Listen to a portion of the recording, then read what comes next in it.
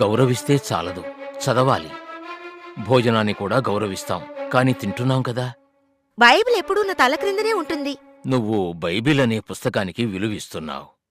అది కేవలం పేపర్. అందులో ఉన్న మాటలే జీవం. బైబిల్ని తల కింద ఉంచుకున్నంత మాత్రాన గాలి ధూళి తగలదని ఎవరైనా చెప్పారా?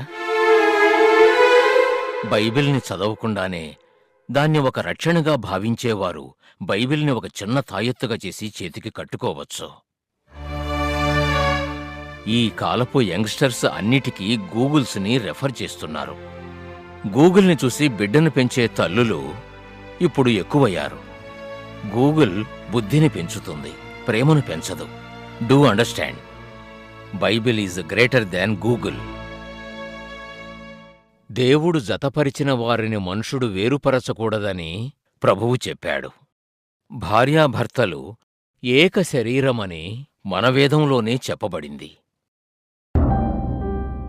హెబ్రీయులు 4:12.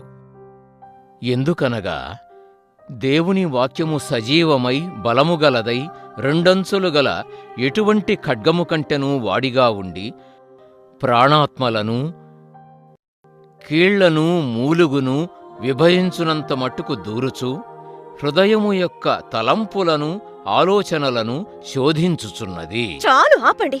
మొగుడి ఉపదేశాల నుంచి తప్పించుకుని వచ్చి మీ ఉపన్యాసాల్లో ఇరుక్కున్నాను. చదివిన వాళ్ళని కొంచెం మారమనండి.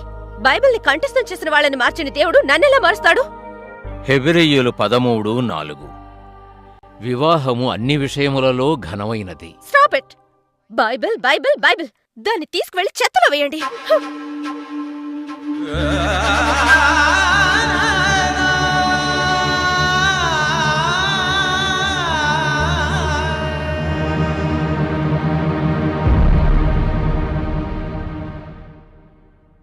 మా నాన్నగారిని ఎదిరించి నేనెన్నో అన్నాను, కానీ ఇలాంటి మాట నేనెప్పుడూ అనలేదు. హ్యాట్స్ ఆఫ్ అమ్మా. మా నిద్ర చెడగొడితే గానీ నీకు నిద్ర రాదనుకుంటే వెళ్ళి బాగా నిద్రపో. Good night.